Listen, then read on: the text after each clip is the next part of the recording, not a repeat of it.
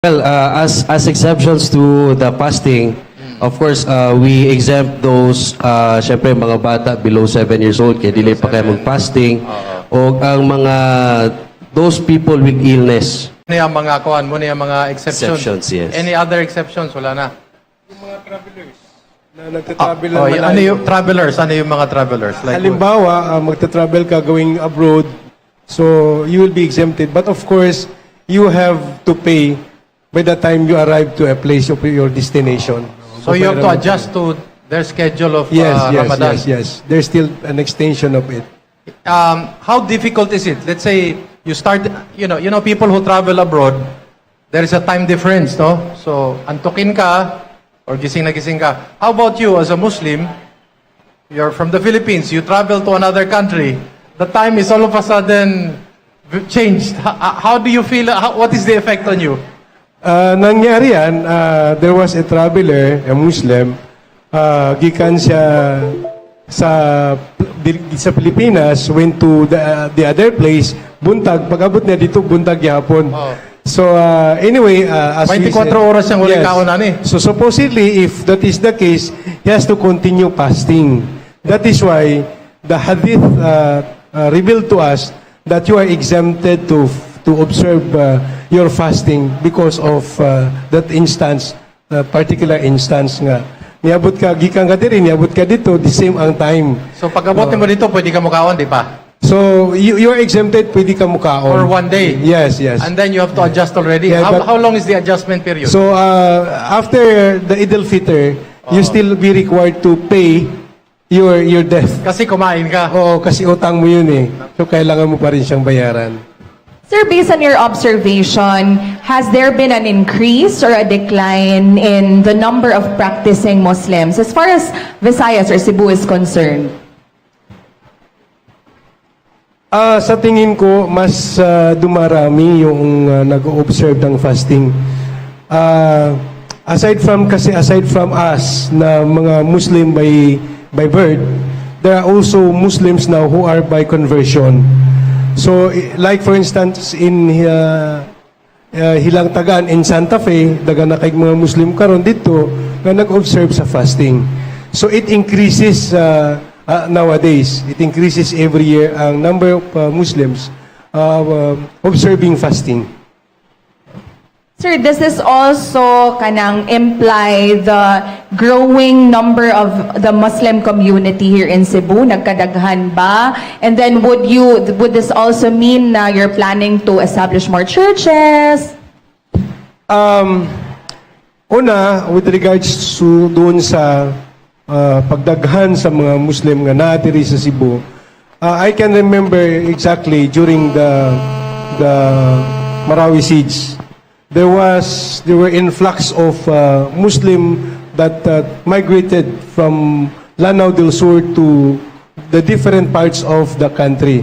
But mostly kay doon lamang ang Cebu, mas daghan ang niani sa Cebu.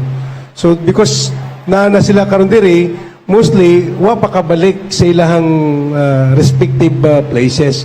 Instead, so nakipagsapalaran sila dito. Nagkaroon na sila ng mga businesses.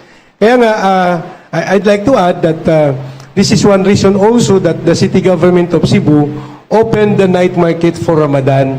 Actually, this is in connection with sa kadaghan sa mga Muslim nga naadiri sa Cebu and to cater, no, to accommodate yung mga Muslims na magtitinda, yung mga businessmen, they opened that night market for Ramadan.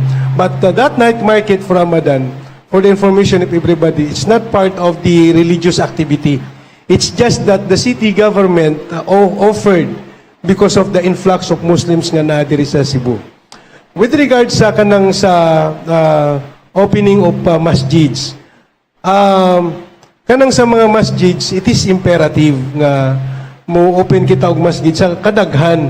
But because pud sayon maka put up kita og masjid because we cannot ask support from the government because of the separation of church and state. Like for instance, if we want to ask from our congressmen, to our governor, to our mayors, though they are willing to help us, but because there was a separation of church and state, dili pwede nga makatabang sila. So dili kita dali maka-establish yung mga masjid nga na diri. The common notion of Ramadan is that yung pagkain bawal. Pero ano pa ang bawal dapat? So that para lang maintindihan kasi minsan mababaw no murag kung dili kayo law mga atong pagkasabot sa Ramadan nga murag pagkaon lang ang ginadili pero actually unsa pa yung mga bawal sa Ramadan? There are two sides of the Ramadan. The number one side of Ramadan is you are forbidden to eat, to drink, and even sexual intercourse with your wife or your partner. So dili to siya, bawal to siya. That is one side. The other side of Ramadan is you have to do away from doing evil. Yung mga transgression, false speech, you have to guard your mouth, you have to guard your ears, huwag kang makinig ng kung ano-ano yun because during the month of Ramadan, this is what gitawag natong parang encampment na pumunta ka doon para to observe religiously. So, sabi nga ng Quran, ang paradise is open. Well, they close the gate of hell. So, the Almighty God will go down from the seventh heaven to the first heaven para lang makinig doon sa mga prayers ng mga nagpa-fasting. So, yun yung importante doon na yung iwasan mong gumawa ng kung ano man siya. So, this is not just all about fasting, refrain from drinking, eating, and from sexual intercourse, pagsisigarilyo, kundi kailangan yung mga gawain mo must be also in accordance with the teaching of Islam.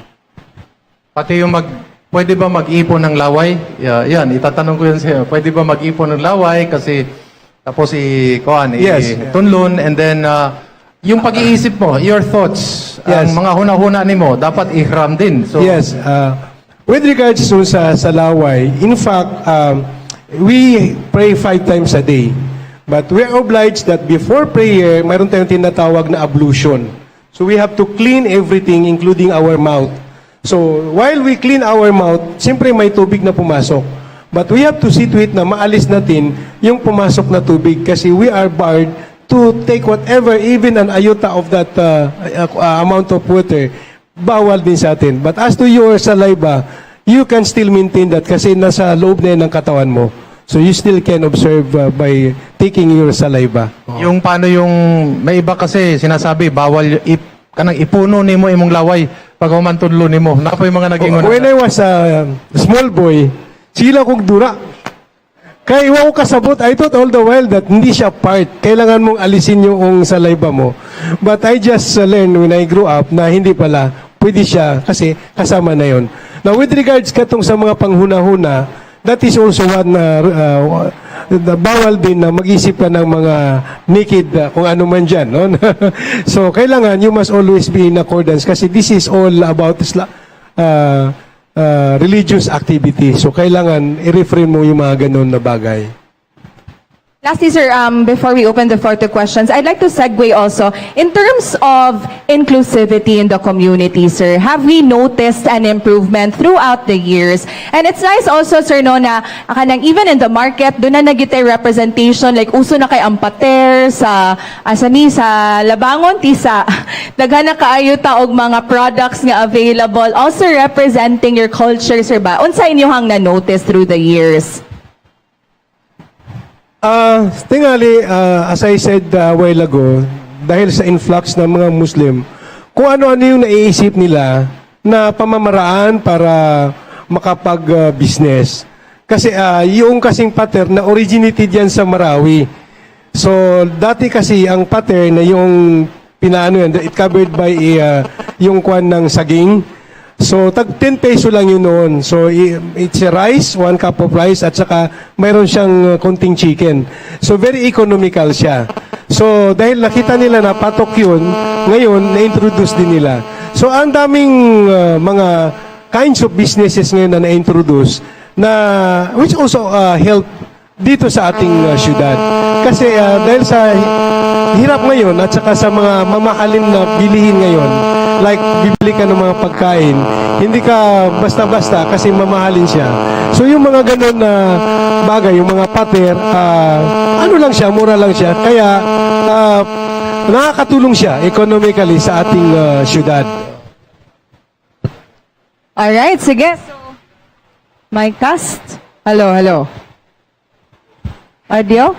Alright, so I think that it's time that we open the floor to questions for our first set of speakers this morning. So kung doon na may mga pangutana, the mic stand is over there, ready to accommodate your questions. Again, please do not forget to state your name, the organization that you represent, and to whom you'd like to address your questions to.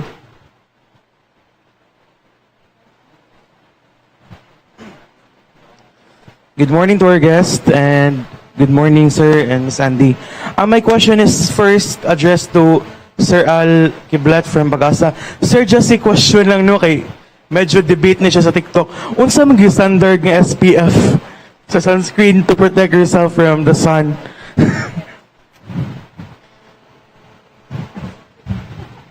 I'm sorry, sir, I cannot answer that questions.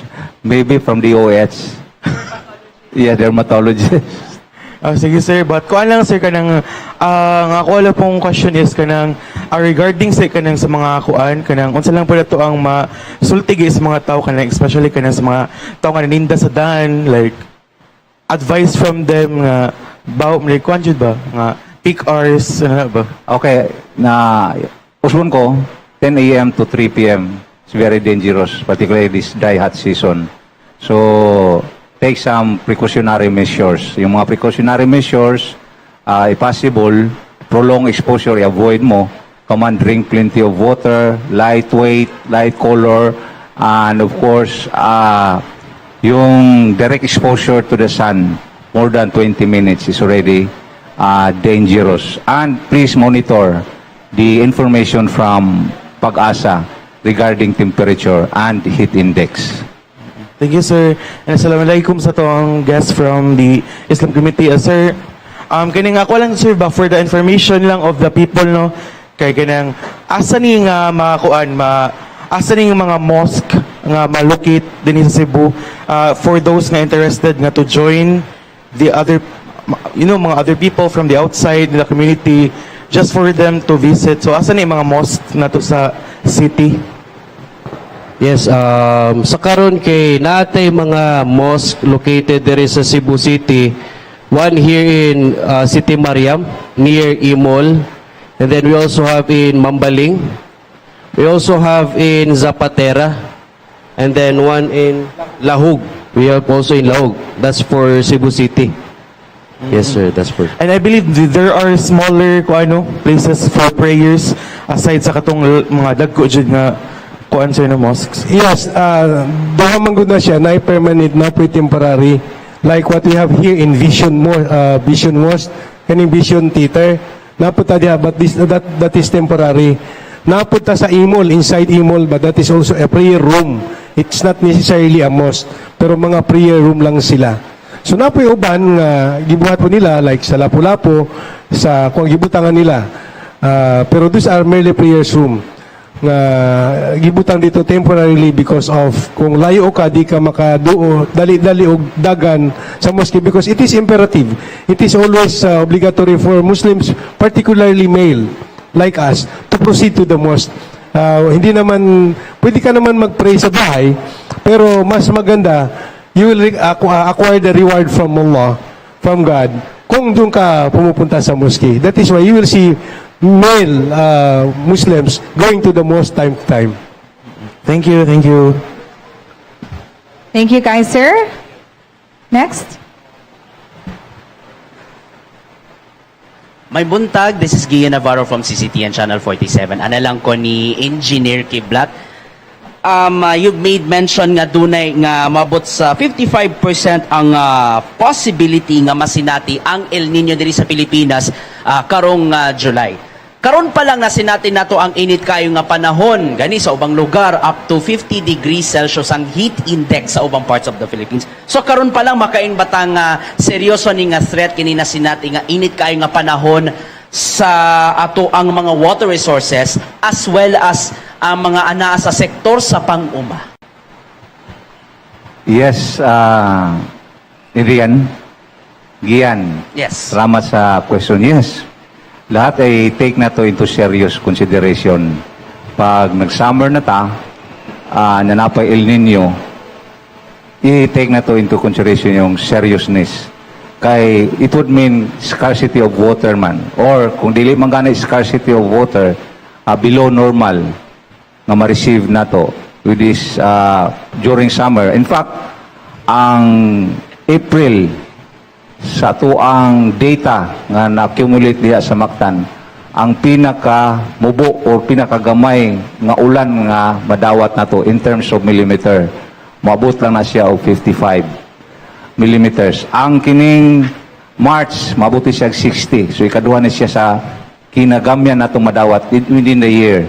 So magbantay ta, and ang PAGASA is always advising nga magdaginot yuta og tubig. Niya gi-anticipate na nato daan at 55% nga after this summer or dry hot season sa Pilipinas na ay posibilidad nga El Nino phenomenon. So ang El Nino is associated with kakulangan sa ulan. So seryoso na to ni, and always update yourself from the information sa PAGASA. So to avoid also fake news. Ayun. So seryoso na to. And kada buwan, every month, mga third week sa month, PAGASA ay nagkakandak og climate forum to update sa publiko ibuok Pilipinas sa kahimtang sa INSO, nang itawag na ito El Nino Southern Oscillation, na mo na magtudlo na to kung doon na ba El Nino, La Nina, neutral ba, o kini nga to ang mga frequency of tropical cyclone o ang atong forecast, rainfall forecast, anti-temperature forecast for the next 6 months. Aside from that, serious threat ba usab ni kung ato mahulagway ngadto sa energy resources, since lauman gayod nga kung init kay panahon ay tendency nga magkahinaya nga source of energy, mga mo resulta sa brownout o uban pa. Yes, almost all sectors of the society, weather is closely related to that. So, tanan ni consider to energy, water, kay energy sad, the law of supply and demand. Pag init kayong panahon, gamit ag aircon, consumption na to mas mutaas. So, there is a tendency nga munipis ang supply, ang pondo sa energy. So, magdaginot, di lang kay tubig, kurente, apil na tanan. So, nakigalayan na ta sa ato mga disaster risk reduction and management offices, ingon man sa ubang mga sector like sa agriculture, alang sa mga intervention nga pagahimuon, since ang El Nino phenomenon must be siguro multiple government approach man usab no aron sa ingon dili mo resulta sa food scarcity sa sources sa pagkaon ug uban pa aron nga masustener pa ug makasurvive. Yes, ang amo gay encourage yung information sa PAGASA, make it as a sort of decision tool, planning para sa activities in all sectors para natay precautionary measures, proactive unsaon nato pagsagubang aning may tabo niya.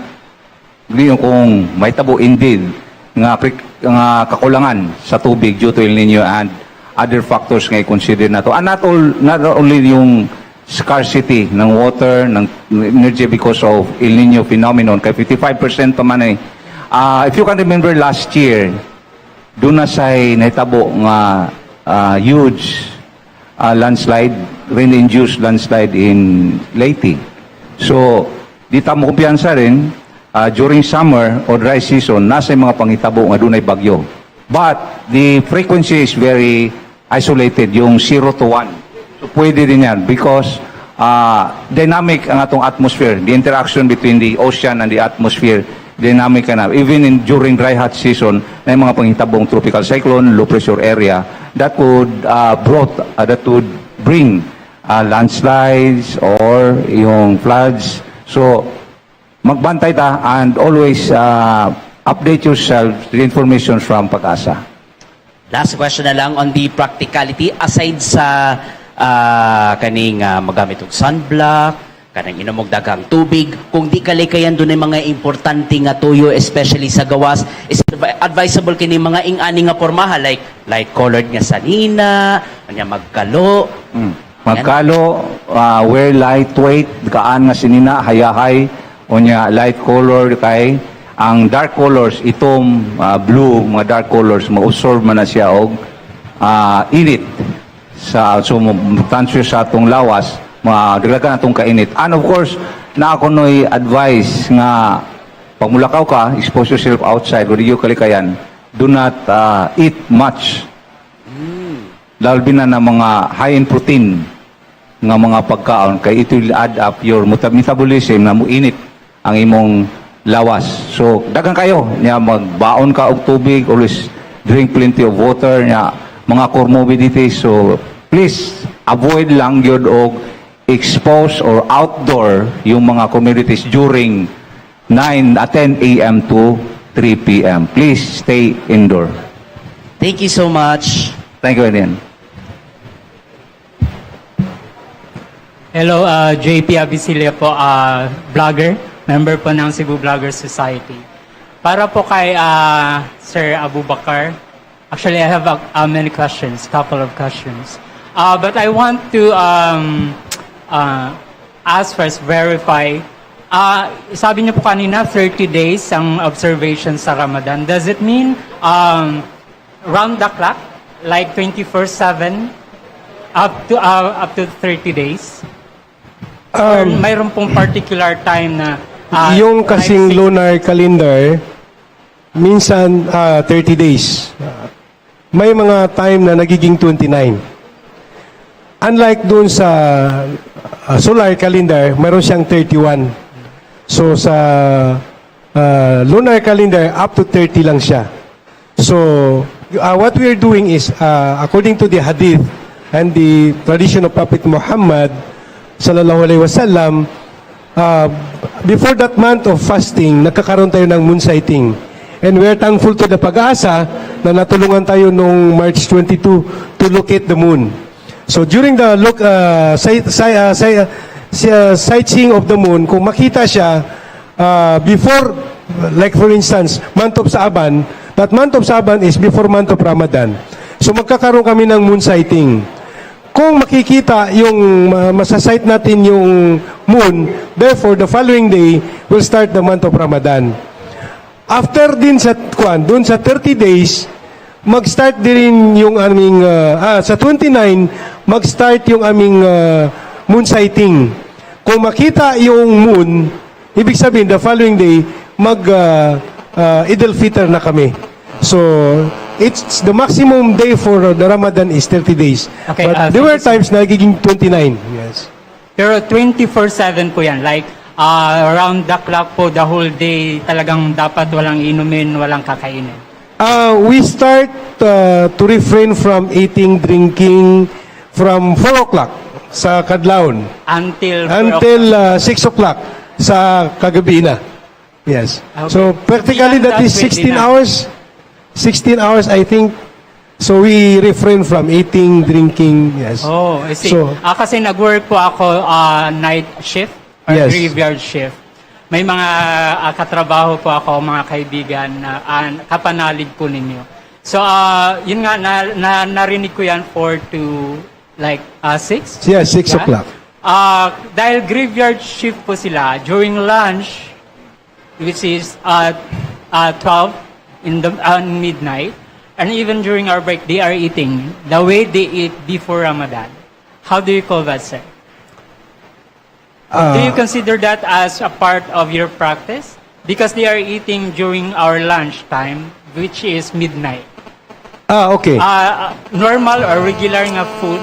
Ganito kasi, during 6 o'clock, that is what we call iftar. And the National Commission on Muslim Filipinos in Visayas, we also have an activity on iftar. Yung iftar na yan, during the breaking of the fast, at 6 o'clock, nag-sponsor tayo ng magpapakain, like sa mga muski. So, from 6 o'clock, pwede ka nang kumain hanggang 4 o'clock. But of course, siyempre matutulog ka rin. Usually, pagka 3 o'clock, ng kadlawon. Mugmata na pud mi para mukaon. So until 4 o'clock only. At 4 o'clock, we stop eating, drinking, and everything. Okay, so hindi po siya 24/7. Hindi siya 24/7. Okay. no. Para kay salamat po sir. Okay. Para kay attorney, speaking of work po, marami na po ba kayong narinig na mga discrimination, especially for companies na or may narinig na rin po ba kayong mga company na hindi tumatanggap, lalo na pag nalaman nila na kapanalig po ninyo, lalo na yung mga hijab na mga kasi may mga iba din na mga kababaihan po ninyo na hindi gumagamit kasi nahihiya sila ganon. So have you heard any discrimination at work? At kumusta po ang kalagayan ng mga empleyado po nating Muslim? Yes, our office, the National Commission on Muslim Filipinos, has also a division, the Legal Affairs Division. And in our division, there are lots of complaints or Muslim constituents going to our office asking or seeking for assistance for like discrimination from a company. Recently, we had one. They are, I think, postgrad intern for medicine, and they sought our assistance that in order for us to talk with the that hospital na mastorya na mo sila kabahin sa mga diskriminasyon nga kung pasuoton ay kung magpadayon sila suot sa gitawag nga hijab, they will not be allowed to continue. So thankfully, we had already talked with that hospital, and then they said that it was an isolated case lang. So not only that, there are lots of discrimination happening in our, not only in Cebu, but in the whole world or in the Philippines, as the case may be. But our office is doing all our best to help our brothers and sisters, especially our mga sisters, because they wear hijab.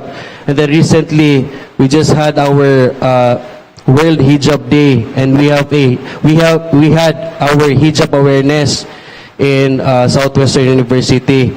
It was a simultaneous activity around the country, activity of the National Commission of Filipinos, and the goal is to spread awareness that wearing hijab doesn't mean danger. It doesn't mean an act of terrorism. We want to showcase the world or the Philippines, as the case may be, that wearing hijab is part of our exercising our religion, because there's a reason behind why we wear this hijab. So also one of the goal for that activity is to help our struggling sisters, because they had lots of experiences, encounters during maybe when they go to the malls, where they ride public transportations, that inevitably murag ang effect once makakita ang tao og hijab, uy, Muslim ni, naningan ni. So mo na ang usa sa mong goal nga we should help our sisters. We encourage all the women to wear hijab. In fact, our Senator Robin Padilla has proposed a bill that declaring February 1, I think, as World Hijab Day. It encourages women, all women, not only Muslim women, to wear hijab to spread awareness and to help our sisters in struggling. One last, sir. Asa pwede makaduol ang atong mga aidsoon nga mga makaranas ng diskriminasyon sa trabaho? Saan po sila pwedeng lumapit? Saan po pwedeng lumapit ang mga kababayan po natin, lalo na mga nagtatrabaho, kung sakaling nakakaranas po sila ng diskriminasyon sa kanila pong mga kampanya o mga empleyado? Salamat. Yes, of course. One of the goals of the National Commission on Muslim Filipinos is to provide protection for our Muslim constituents. Not only that the National Commission on Muslim Filipinos gives assistance to those sisters or brothers having complaints, but they can also go to our authorities because discrimination is, I think, penalized by our national law. But mainly, we can always go. We can always go to our office, the National Commission of Muslim Filipinos, and aside from the national agency that we are providing, we also have local Muslim affairs. We have one here in Cebu City, we have in Mandawi City, and for sure, there are lots of Muslim affairs, local Muslim affairs all over the country. All right, sige, we'll accommodate last two more questions for our first part. Let's start with Queenie. Queen from ITV Cebu. This question is for either Sir Abubacar or Attorney, since just a curious question lang, Attorney. Since you've mentioned ganina ang mga exempted from the fasting, especially those nga na ay nag-take og maintenance or na underlying mga comorbidities, how about those nga was there a particular situation nga there's a person nga nag-fast and then wala siya underlying sakit, but then wala na-take sa iyang body ang pag-fast, so nalipong siya or in worst case scenarios na hospital. So ang ma-happen ba ni attorney is ma-exempted siya from fasting after that incident or continue lang gihapon? Yes, what is nice about our religion, no? Unsay nakanindot at neto religion, we oblige our Muslim brothers to fast. We oblige them to exercise fasting because as one of the 5 pillars. But one thing, what is nice about this is kung dili kaya sa lawas, dili kaya sa lawas physically, dili pud siya obliged good nga mo exercise. So meaning to say, if your body physically cannot do it, you are exempted from exercising the fasting. Yes. Thank you. Yes ma'am, you'd like to add? Question. Okay, sige. And then we'll have Greggy after. Good morning. I'm Hanefa Sultan, colleague of Attorney Emir Balt and Shariah lawyer Abubacar from NCMF. My question is for Engineer Quiblat. Sir, is global warming inevitable or are there human factors which leads to the occurrence of the global warming, or are there causes that can be attributed to human actions which leads to global warming? And my second question is there a hope or a chance that we can avoid or say minimize or slow down the effect of global warming? Thank you. Okay. Ang nakuha na ko ng last question. Dua mo question. Okay, is there a way to minimize the global warming? Yes, of course. Be environment friendly, use renewable energy, magdaginot og tubig, avoid deforestation. So, you yourself can contribute to the fighting against global warming and climate change. Be environment friendly. Yun lang. Your first question? My first question is global warming totally inevitable? Ano? We can do something about it. So, dili pwedeng mong di na malikayan. Malikayan, asub na naana siya. But there is an argument for that nga, wa ni global warming, climate change. But we cannot point any else. Kung unsa hinungdan ani nga tuang mga extreme rainfall events, mga strong tropical cyclones nga nahitabo nato, and the frequency of occurrence of El Nino and La Nina nagkadaghan. So, wa man tayo matudlo, climate change and global warming. But of course, ma-cure pa nato, mabuhatan pa nato og solusyon. Katong gingon ako nimo nga just be environment friendly, yung mga gingon ako renewable energy and all of this, reduce our emission, particularly carbon dioxide. So, inevitable, dili na malikayan pa. Ang paglala. Okay. Pero ngayon ka nga, naabagyod, yes. Unfortunately, nanagyod ang climate change and global warming. Irreversible. Yes, irreversible, ma-cure. What do you mean by irreversible? Tagamar to solution nga maundang. Mabalik to normal. Yes, of course. Do something. Contribute to preserve our environment. Yes. Thank you, ma'am. Thank you, engineer. And our last question for this set. Habol ning pangutana ni Sir Al Quiblat. Kuan kining pila ka months ng ato ang gi-project nga El Nino nga mulanat if ever mahitabo gina based ato ang kining model or sa ba? Okay, sa karon we're only in the early stage of determining whether kung doon na ba El Nino or wala. And strong indication sa mga analysis na to nga doon na 55% nga doon ay El Nino nga may tabo after ani ato ang summer, that will be June, July. But for your question na pila ka buwan mo lanat, it is early to tell. Wala pa. So magsige patag analyzing, gathering data. Kaya maumantay lang ang basihan data man, monitoring the situation of particularly the Pacific Ocean. I-monitor na to ng temperature and of course yung mga rain gauge, yung mga stations natin all over the country and information from the other countries, mga monitoring agencies. I-combine na to to come up with a forecast as pertaining to the intensity, kung severe ba, weak ba, mild El Nino, or how many months it could go, yung El Nino phenomenon. So, it's too early to tell, pagkakaroon. Last lang, engineer. Kining next week makaingon ba ta nga bayo ang atong panahon sa Semana Santa? Yes, for the next 2 weeks, naan yung makita sa website sa PAGASA, kanang itawag na to tropical cyclone threat, potential threat.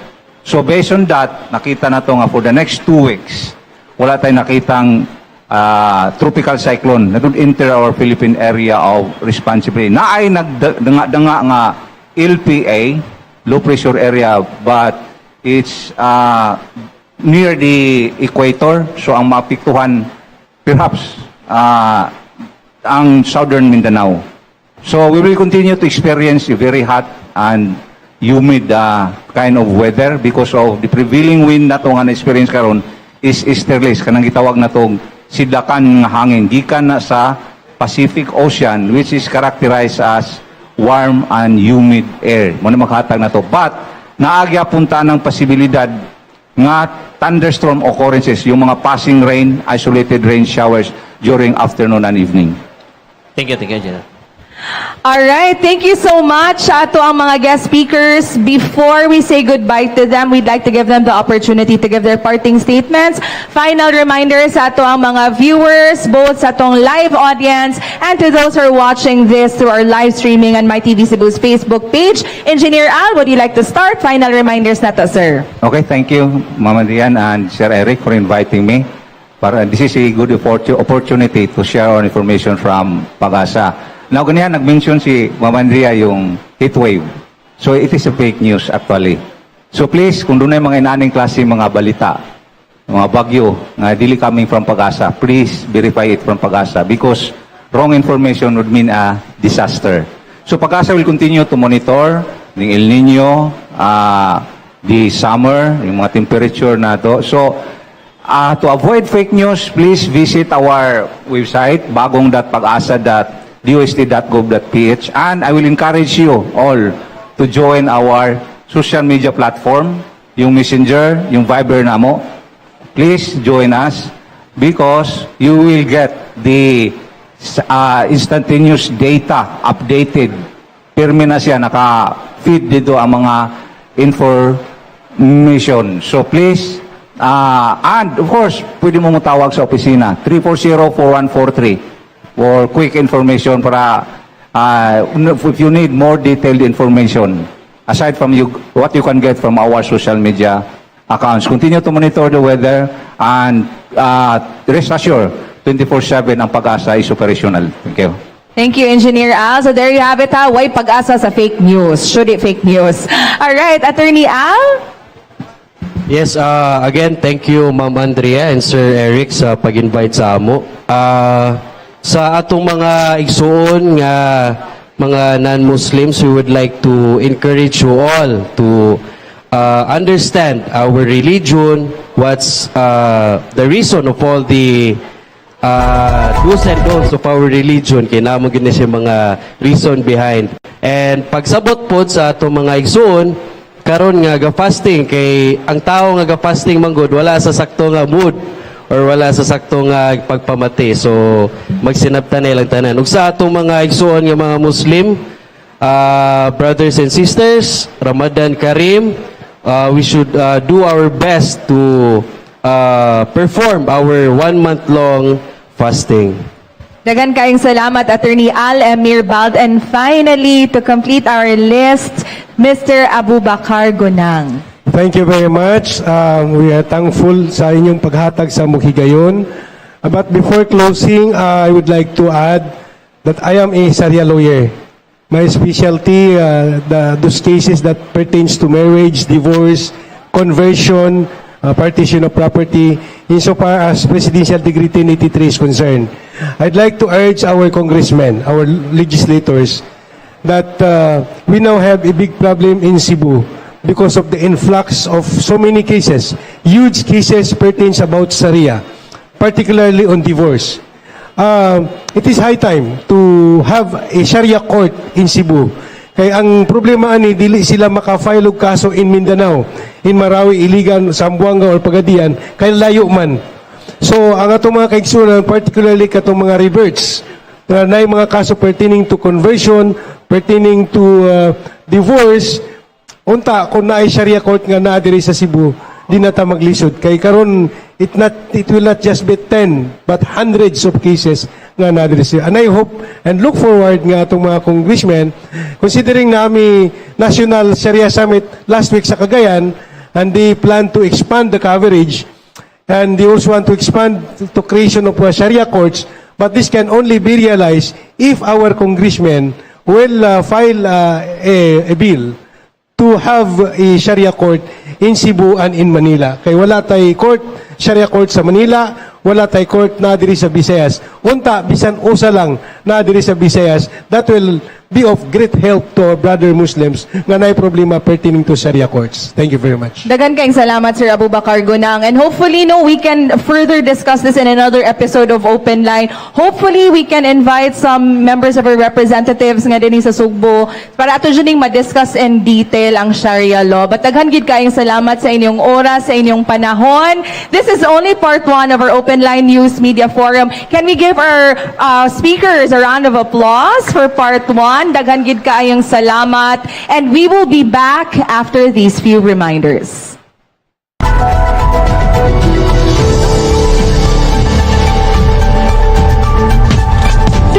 For me, di paramihan ang steps sa pimples. 2 steps lang sa Dr. S. Wong's Sulfur Soap and Bioderm Ointment. With sulfur that helps kill pimple-causing germs. And zinc oxide that helps lessen redness and inflammation. 2 steps lang with Dr. Wong.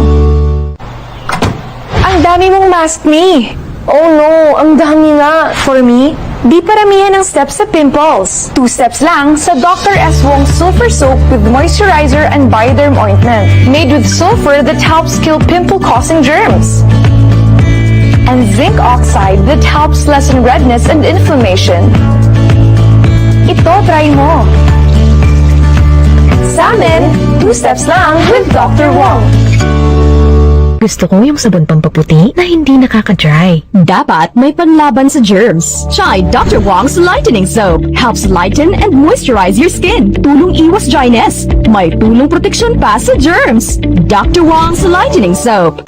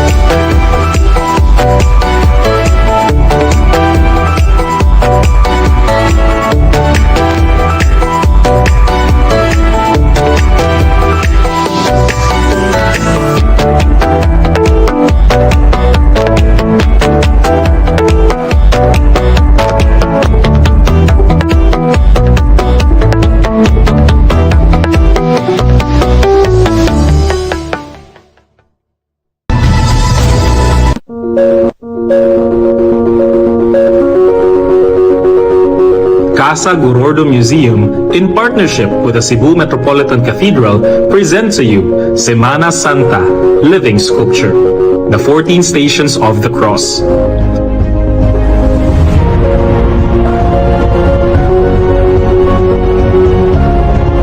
Don't miss out on this devotional experience and witness the sacred scenes of the 14 Stations of the Cross like you've never seen before. At the Cebu Metropolitan Cathedral grounds on Holy Wednesday, April 5, 2023, from 7 p.m. to 9 p.m.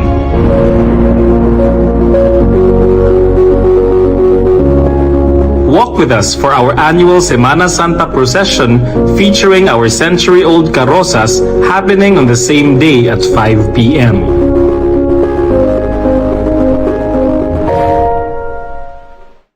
And we are back here at Open Line News Media Forum on My TV Cebu, and what you just witnessed earlier was a snippet of what you're going to expect come Holy Week at Casa Gorordo Museum, because for the very first time, if I'm not mistaken, there is going to be a live sculpture for the live stations of the cross. Kaganiha to maning nahisgutan no ang observance of Ramadan. Karon ato na sang hisgutan ang observance atong Lenten season alang sa atong mga Katoliko, kaigsuunang Katoliko. O karon, this is part 2 of our Open Line News Media Forum. Ug murag na tense ko gamay kay natung-an kog duha ka Erik. But Sir Erik Espina will do the honors of introducing our next set of speakers this morning. Okay. Hello. To your immediate right partner is Erik Visser, Mr. Universe Tourism 2023. And then all the way to his left is Dexter Alazas, yes. Executive Producer of Ginoong Pilipinas 2023. And then to my immediate right is Andrew Lazarte, President, SafeSpace Association, and Rave Axl Fabria, Museum Officer, Casa, Gorordo. Welcome everyone to Open Line News Media Forum. Mandatory ba nga basta Erik kay gwapo? May nang matungan. Beta, sige. Congratulations, first and foremost, Erik, for bringing home the bacon. They actually just arrived a few days ago from Bali, Indonesia, after winning this title. And there's still much more to expect come May this 2023, wherein the Queen City of the South will be the host of Ginoong Pilipinas 2023. But if you may, Dexter, ato sang hisgutan ang ato ang live sculpture diri sa Casa Gorordo with our friends from Casa Gorordo Museum. Can you tell us more about this first time no in history? Hi, good day to all, no? Yes, this is the first time that we're doing this din here sa Cebu. A little bit of background, you see, Casa Gorordo has this long-running house tradition. We always participate during Semana Santa sa kaning procession sa cathedral. We bring out our century-old carrozas together with the pasos. And then we decided that this year, since we are celebrating the 40th anniversary of Casa Gorordo Museum, we'd make this event and this tradition bigger to reach more Cebuanos and more Filipinos in general. So we are doing this live sculpture, 14 Stations of the Cross, for our fellow Cebuanos who are doing Visita Iglesia to enjoy on Wednesday, na siya, April 5. Unsa may schedule ani, sir? Will there be like a performance before they freeze? I think si Sir Andrew ang maka-answer, ana. It is your traditional 14 stations. The performance here is kind of unusual because we are mimicking, if kakita ka sa mga European, yung mga sculptures, mga buskers ba, performance art, we are translating it into a religious form. So, ang movements, minimal kayo. So, you are actually witnessing like a relief sculpture, but just real people. So, they will be garbed in your traditional Aramaic or katong karaan yan lagi sulob. Pero they're gonna be colored in bronze, with body makeup and full monochromatic color gid siya. Kinsa man niya nga to ang mga performers, sir? Are these mga thespians in Cebu? And lahi isa siguro ni siya nga training, no? Because it takes a certain level of control to be able to hold a certain position for a long period of time. Actually, the preparation was quite extensive for a very simple act of holding still, because for each station, they're gonna be holding still for like 5 minutes, and that requires a lot of energy. So ang prep namo was about 2 months of yoga, so that they will know how to breathe and position themselves comfortably without shaking. So taod-taod sad, and eventually nakaputra sad yun nila on like being still.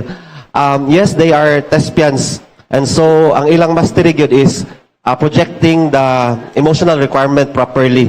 And naami mga karaan, yung mga award-winning, mga Cebuano actors. Among Jesus was a Sinulog Film Fest Best Actor, Jade Makawili. We got nominees also from the recent Sinulog Film Fest, si Van Duc, Gakayan, and others. Si Arnel Pahang sa Sinigugma, Best Actor sad. So these people know and understand kung what is needed to be done sa ilang mga particular characters, what it's like to be John the Beloved, what it's like to be Mary Magdalene. Tanan yung mga characters na makita nimo sa stations, they're trying to portray it as authentically, emotionally as they can. Last 2 questions from me, sir. Pilay entrance fee ani sa mga gusto nga mo adto sa Casa Gorordo Museum this Holy Week? And then second lang, unsa la atong message pod sa mga mobisita kanang para di lang sad sila ma-distract from the performance side, para they would also be reminded that this is really an act of kanang prayer, nga dili lang siya kanang mag-picture lang sila, nga mag-ampo gyud sila inig bisita nila aning ato ang Stations of the Cross nga live. Yeah, for the entrance fee, it's entirely free, no? Ikahuman sa ato ang procession sa Semana Santa kay mo follow dayon na ang ato ang live sculpture nga performance. Siguro our reminder for the people is really to appreciate what they're seeing sa live sculpture. We get that you want to take pictures, you want to take videos, but you have time for that. It's really something that we want nga makita nila and to internalize the message of the 14 stations nga amo ang i-present for that day. Yeah.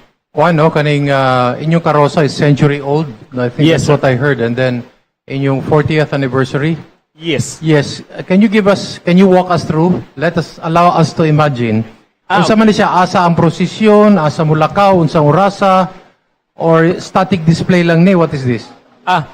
For the karosas, we will start the procession at 5 p.m. na siya, together with the other karosas nga kanang involved sa procession, no? 5 p.m. na siya sa hapon would start din sa cathedral. I'm not entirely sure sa route, no, but I think it will go to kanang MJ Cuenco Avenue, kanang paingon sa CTU, and then mutuyok na siya balik to the cathedral. Kani inyong karosa, usa ni siya kabuok na century old kay basig mga to gini mga tao. Duha gyud. Duha ni siya. Ang amo ang karosa is the segunda 𝗓𝗲𝗄𝗧, the second fall of Jesus. And then another one is the karosa of Santa Veronica. It will be adorned with the traditional nga lagang katong shell nga flowers, no? And then with flowers pud siya. So it's really something kanang makitaan sa mga tao, makahinumdum sila nga ingana jud ang tradisyon sa procession sa una. So century old guni siya. Yes, century old. Na-preserve na siya sa Casa Gorordo Museum. In fact, we have 3 karosas in total. One is for the San Juan Bautista, which is used every June 24th, kanang fiesta sa Parian nga parish before. What day again? What day? 5 June, ang karong kuan Semana Santa, that will be on Wednesday, April 5 at 5 p.m. ang procession, and then it will end somewhere around 6 to 6:30. And then sunod na dayon na ang ato ang live sculptures. The other karosa that we have is used for the fiesta ni San Juan Bautista on June 24 na pod. Kanipong kuan 14 live stations of the cross. Are we saying, pasabta lang ta, are we saying there are 14 Mary Magdalenes or 14 Jesus or usara na kabuk kamurag ning arte for the entire 14 stations? Well, there are characters here that we know that they should be there, right? Like Mary Magdalene. Technically, wala na siya sa tradisyon, no? Pero we know she's there. Like John the Beloved, naagyo na siya. Namin mga particular actors that are playing them. But for Jesus, since 14 siya, naa siya'y backup. Kay para makaabot siya si ka-14. Kay bukat siya nga trabaho. So we made it nga gi-alternate sila para dili siya maluya, inikaabot niya sa 14. Pero duhara na sila kabuk. Pero parihan na sila naong. As much as we can. Same lang sila. We're also really thankful with the Cebu Metropolitan Cathedral for accepting our proposal for this partnership no nga didto jud sa ilahang venue naa sa kilid sa simbahan jud ang amuang i-install nga area for the 14th Station of the Cross. So igtuyok sa procession diretso na dayon siya didto sa cathedral nga grounds ang ato ang event. All right, this is really something that we should look out for, no? Because it's the very first time in history. Thank you so much, Sir Rave and Sir Andrew. Bawal ko na selfie. Pwede ba mag-selfie? Pwede ra. Basta you just do not disrupt the solemnity of the celebration. All right, thank you so much. Later on, we'll be opening the floor for questions from our friends from the media. Ari na sa ta ni Mr. Universe Tourism 2023, Erik, Lennart, Visser. Once again, congratulations. It has been, I think, mga 3 years no, since your last major pageant, since you won the crown of Ginoong Pilipinas 2019. What were the preparations that you've made for this specific pageant, and how was the experience so far? Thank you so much. So, yeah, we just came back from Bali for the Mr. Universe Tourism 2023. And of course, together with my manager, Dexter Alazas, we had some preparations indeed. It was put on hold for 3 years because of the pandemic after Ginoong Pilipinas 2019. So some of the preparations we made, of course, is practicing our walk and poses, making sure that we're really prepared once we're on stage. We also did some Q&A practices together with my manager and also some other people involved. And also, what else, Sir Dex? Yeah, we also did some dieting, of course. We had to make sure that all the calories and macros, but I'm not going to bore you with that. Some workouts, but overall, just making sure that we know the competition and that we're ready on stage. So luckily, everything worked out. During the pageant, what for you was the most challenging part? I actually said this in the interview while I was in Bali. Actually, the hardest part was the heat and humidity in Bali because we had to do all the activities, all the photo shoots in the sun. I mean, we had everything. You know, we had the Q&A, we had the poses, for example, we had the photo shoots. But the hardest part was really the heat. It was so hot in Bali. Also, it's summertime just like here. So, yeah, the humidity was killing me. What was the question for you during the Q&A?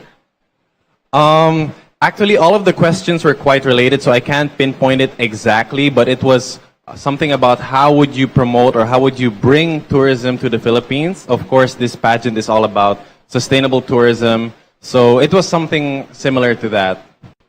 And then what's in store for you? What are your plans after being crowned Mr. Universe Universe Tourism 2023? So we have a lot in store. You know, we're, of course, in May, we'll be looking for the next Mr. Universe Tourism Philippines candidate. So we'll be holding the Ginoong Pilipinas National Pageant here in Cebu. I'll let Sir Dex talk about that later. So yeah, we have big plans for that, as well as, you know, making sure that during my reign, I'll be doing more sustainable tourism, promoting the Philippines. We also met already with the first city councilor of Cebu, Dondon Hontiveros, about potential plans for projects, for outreach programs, and yeah. We'll also be traveling. This is yet to be confirmed. I think it's confirmed, but we'll be having a travel vlog as well in 𝗡𝗲𝘄𝘀 in Malaysia, which is also part of the Mr. Universe Tourism program. Yeah. How many competitors joined the contest? Although we were planning to be around 15 to 20, unfortunately due to pandemic and due to other issues, so many of our candidates had to back out. So in the end, we had 8 finalists, and I was just thankful to be one of them. Who was your closest competitor, if you would call it that? For me, at first, seeing the competition, it was Mr. Spain, Fran Merida. He had a great physique, he was tall, and although he spoke in Spanish most of the time, he was eloquent in his own language. So he was my biggest competitor. So it was quite a surprise for me that during the final night, the first runner-up was Mr. Vietnam. Can you please tell us who are the members of your, should I call it court? Who's first runner-up, who's second runner-up? So yeah, of course, thankfully I was able to bring home the crown. So, the win goes to the Philippines. So thank you so much to all the supporters out there. And then we have our first runner-up, which is Mr. Vietnam, followed by our second runner-up, Fran Merida from Spain. With this new role, Erik, if you were to choose a certain part of a tourism aspect of Central Visayas that you'd like to first prioritize in promoting, what is that and why? There's so many things that, I would like to tackle based on the tourism we have, not just in the Central Visayas, but the whole Philippines. But one of the things I said when I answered my question was that we should model after countries that are successful with tourism. And although the Philippines has a very successful tourism program, in fact, I believe their latest ambassador is Vanessa Hudgens, who is visiting the Philippines for her show. So actually we're going in the right direction, using influencers and, our social media platforms, our online platforms is a great help. So I think the next step that we can do is just to follow what the very successful tourism spots, for example, what Palawan and Boracay are doing. We can do that on a national scale. So I think that's some of the things that we can be doing. But for your hometown in particular, I believe you're from Dumaguete. What's your favorite tourism spot growing up as a child? So yeah, I did grow up in Dumaguete. It is my hometown, and I gotta say one of my favorite tourist spots is the Boulevard. It's very well known, and of course, at the end of it, we have the famous Silliman University, where I graduated as well. So kamao ka mo sulti, kay taga Dumaguete magkahaka? Kamaora, sir. Pwede na tayong Binisaya. Sige, taga Dumaguete gyud ka o sa unsa man kuan, unsang munisipyo sa kuan sa Negros? Actually, sir, I grew up in Dawin, which is 2 towns down from Dumaguete. But I did study in Dumaguete City. I would travel every day just to go to school. All right. Now let's hear from the manager of Erik, who's also the executive producer of Ginoong Pilipinas 2023. Dexter, let's talk first about your experience in Bali. How was it like for you? And especially, can you just describe the moment when you saw Erik finally being crowned on stage? Yes, thank you, Miss Andy, for inviting us here. The Bali experience really one of a little bit of eye-opener for me. It's actually my first time in Bali, and I believe that they're very big in tourism. So when you go to Bali, I'm sure that everybody would agree, if they've been there, that culture and heritage is really a big factor in their tourism industry. And that's something that I would like, also me and Erik, we talked about it, that Bali is one good example for us Filipinos, because we are almost the same in like culture and, history-wise, we have that lineage, I guess, right? That if that holds true. And but going there with Erik for the Mr. Universe Tourism, it was quite a challenge, because knowing that there's a lot of preparation that's been done for the past 3 years, but surprisingly, because the pandemic came, some of the candidates probably were not able to make it for that. But overall, the 8 finalists were representations of different countries, and luckily Erik was able to bag the crown. When I went there, actually, it was really like a sort of excitement as well, but apprehension, because we don't know who our competitors are yet and what their caliber is. But the organization was, they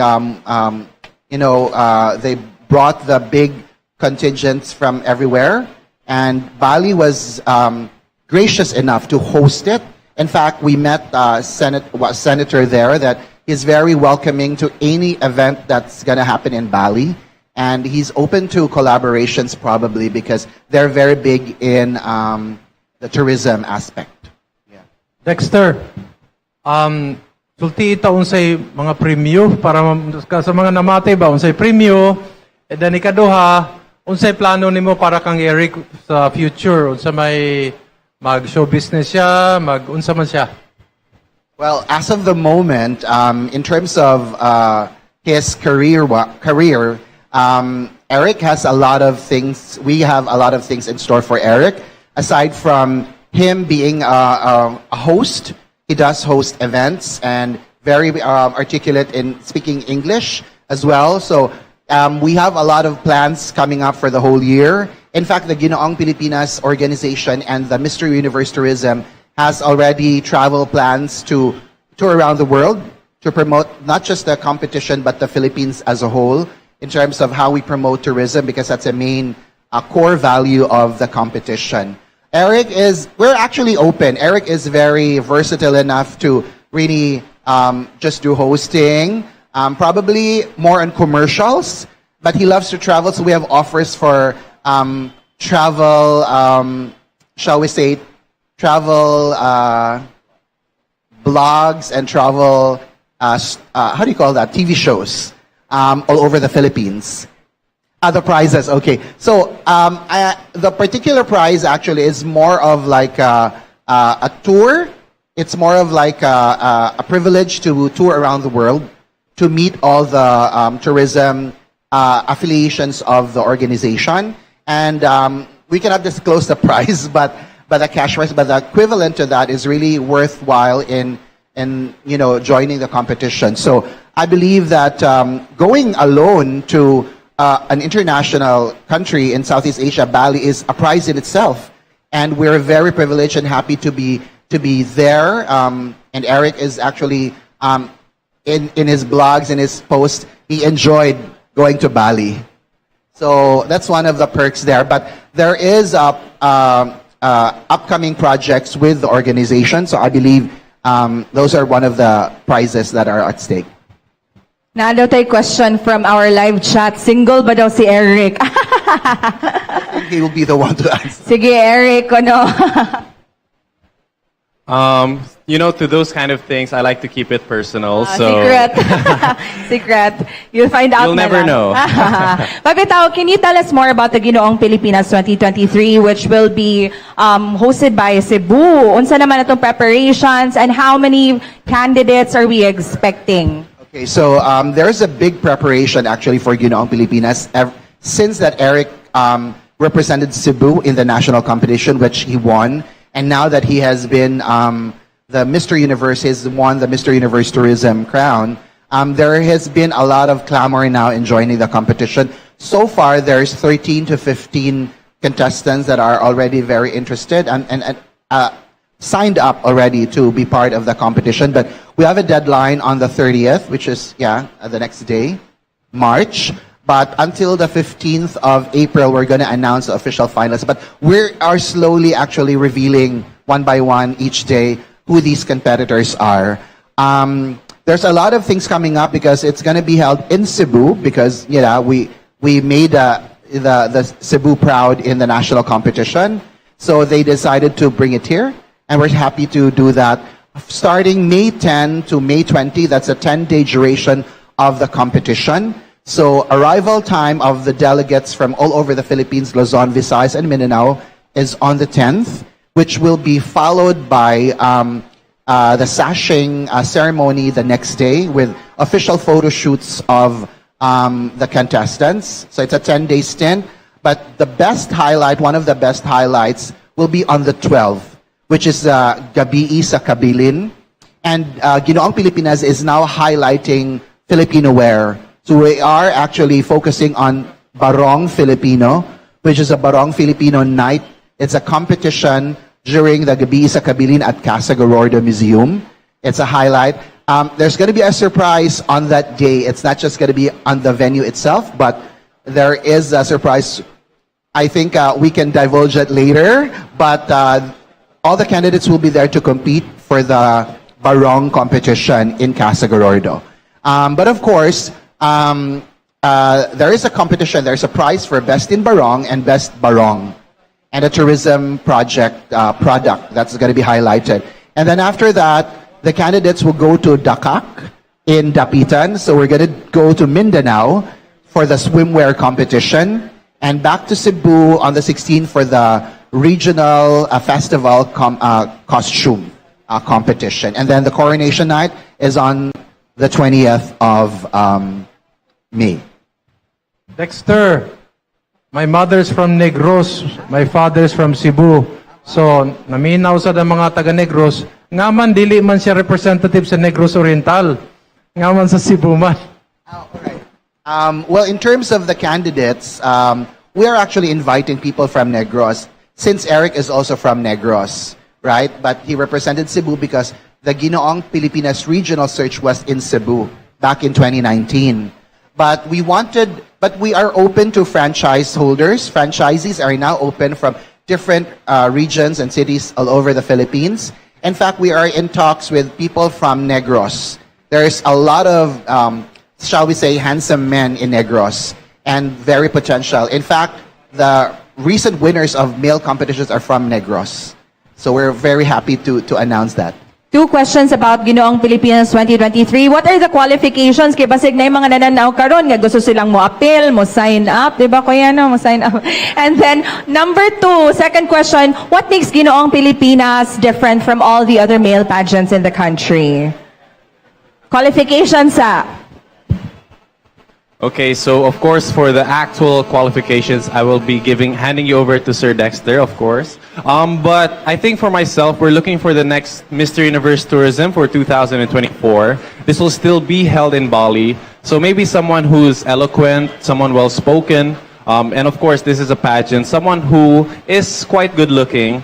For me, everyone's beautiful, of course, but in pageantry, there are judges, and they will be judging you for your appearance, your body, and most importantly, how well you handle Q&A. And other than that, we'll be having it still in Bali in 2024. They opened their arms out to us. The tourism officers of Bali, Indonesia are so open to having them. So for the qualifications on my part, I think that's what's important. And other than that, what sets Ginoong Pilipinas apart is that they don't merely focus on physical attributes. They try to be the leading male pageant in the Philippines. And they're just looking for people who are able to promote sustainable tourism, who have a voice, who have a vision, and who are going to represent the Philippines on an international stage. For Mr. Universe Tourism, when is the start of the application or when is the deadline? Next year pa, so wala pa. All right. So in terms of the Mr. Universe Tourism, starting as early as now, Spain already announced their official candidate for next year. So they are really preparing. Spain is one of the biggest contenders for this search. In fact, he's the biggest competitor with Erik. So when we arrived there, I thought, he's a big threat to Erik with the looks and all. So knowing that they won second runner-up, just yesterday we saw a post from Spain that they have announced who their Mr. Universe Tourism 2024 is. So that's how prepared other countries are for this one. But for the Philippine representative, wala pa tayo kuan kung when they can start applying. The Philippine representative will be crowned on May 20 during the Ginoong Pilipinas. The official international competition of the Ginoong Pilipinas will be the Mr. Universe Tourism. Right. So this the is the winner, prequel. just like Erik before, the winner is representing the Philippines for the for the Mr. Universe Tourism. So what That's are the main crown? What are the requirements for the Ginoong Pilipinas 2023? All right. The requirements actually, as you asked a while ago, it would have been a total package just like Erik.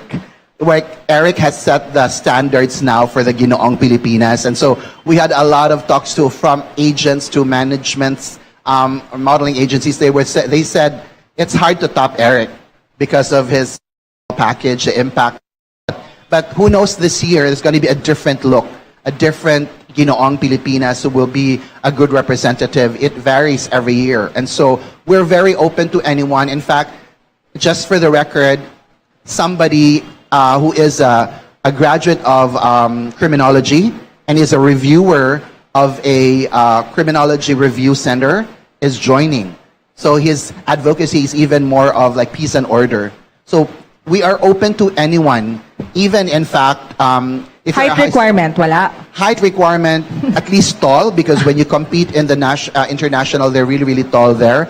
But 18 to 28 years old is a perfect age for Mr. Universe Tourism, the Ginoong Pilipinas. Of course, you cannot have a kid or a child or have marriage before, because you have to be single in terms of, you know, the qualification. But we're very open to Filipinos, even Filipinos abroad can be a candidate, like representing international, but a mixed race. We're open to that. At the end of the day, they're still Filipinos. So we're open to anyone from Luzon, Visayas, Mindanao, even abroad, to join us here on the 10-day competition in Cebu. And it's not just about joining the competition, it's about experiencing the Philippines, experiencing Cebu's tourism when we bring it here. Because part of the advocacy that we're doing is what we call CHAT. It's the culture, heritage, arts, and tourism of the Philippines. And Cebu is big on that. Where in fact, the May event is held on the Heritage Month. So Ginoong Pilipinas now, 2023, is really geared towards promoting not just tourism, but the culture and heritage of Filipinos. In fact, that's why the Barong Filipino segment is the biggest highlight of the event, because now the Terno has come back as a revival to all the fashion industries. We have projects in line with, aside from the Ginoong Pilipinas, we have projects in line with the First Lady, who is promoting local weaves. So that's what we're trying to promote in Ginoong Pilipinas. It's not just about pageantry, but the cultural aspect, the sustainable tourism aspect behind the competition, it should be there. Dexter, you mentioned about toll. Those people who are watching, they'd like to know, what is toll in Filipino standards, in foreign standards? That's one. Number two, kung na yung mga LGBT nga gwapohon, gusto sila mo join, mahimong Mr. Universe, pwede ba? Doha. Kato, what is toll? Filipino standard, foreign standard. Number two, kung na yung mga gwapo sa tag-as nga mga LGBT, nga gusto sila mo join Mr. Universe, pwede ba? Well, like I said, it's actually open to anyone. And then because of, you know, what we are experiencing right now in the whole world, it's inclusive. So in fact, Erik is one of his advocacies is really gender equality and how do you call it, anti-racism. So we're very open to that.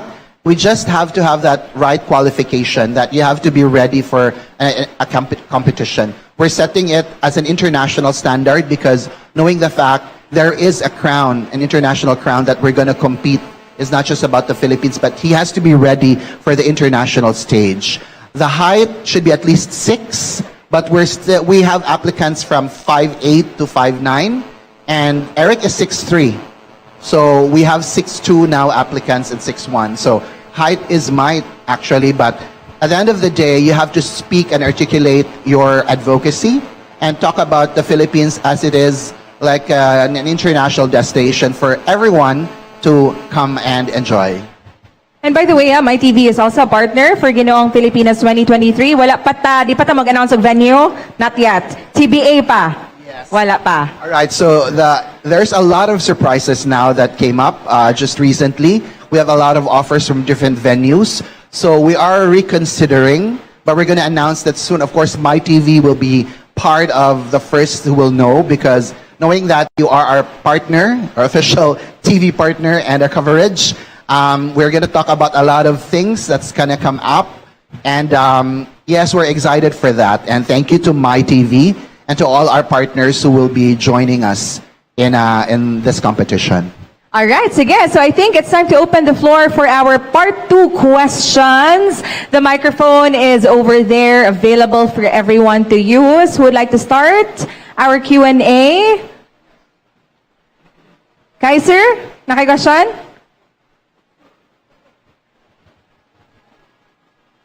Hello, my name is Ilaika, intern from ITV Cebu. This question is for Mr. Fabria or Mr. Lazarte. You've mentioned that one of the highlights for the 40th celebration of 40th anniversary of Casa Gorordo is ang live sculpture. So what are the other activities lined up for the anniversary of Casa Gorordo? Are there any other activities? Yeah, we have a lot of activities actually no in line with the 40th anniversary namo. It actually started pag January, our Sinog Burashag dance tour. We had a traditional Sinog dance in different sites here in Cebu, in the malls and also in the Mactan International Airport, and then followed by the Semana Santa na to nga live sculpture.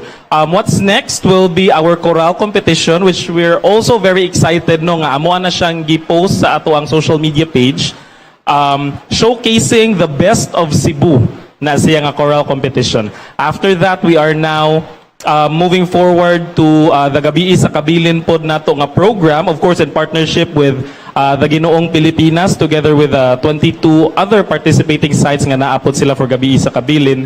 And then naatay art exhibit. So far mauna siya ang naa in line sa 40th anniversary, and then on December we will have a culmination sa atong event. That will be on I think December 6 na siya 2023. Yeah. Okay, thank you. Another question for Sir Dexter. I would like to ask lang if it's okay about the budget.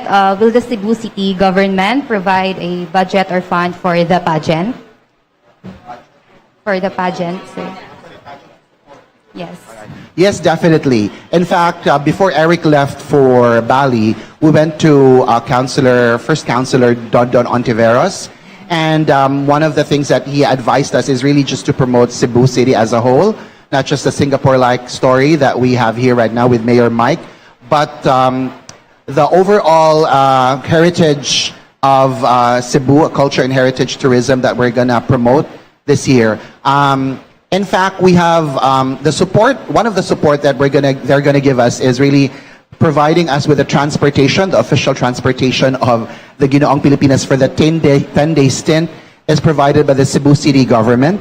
So the buses will be provided as an official transport. And we have talks with the tourism commissioners already. In fact, Erik will have a planned sort of welcome event with the Cebu City Tourism Commission, headed by Ms. Joy Pesquera and the rest of the tourism commissioners like Philip Rodriguez, and of course Don Ontiveros is part of that as well. And I believe, if I'm not mistaken, the mayor isn't in Cebu yet. He's somewhere out of the country, so we'll be waiting for his arrival. And so they are actually planning. So Mr. Philip Rodriguez already reached out to us to have that perfect time. And for sure, since the Tourism Commission is really big on the tourism aspect, Erik will be part of the long-term activities of the Cebu City Tourism Commission and the tourism as a whole, particularly in Cebu City. So we're looking forward to the support, and yes, they will all be, the Tourism Commission will be there on the pageant night for sure, and some of our other activities. Thank you so much. Thank you, Laika. Any other questions from our friends from the media? We'd like to acknowledge the presence of Sir Ryan Mark, who's joining us for the very first time. Thank you so much for being here this morning. Doon na pa ba tayo lang mga panghutana? Any other questions? Ikaw, Sir Jean, question?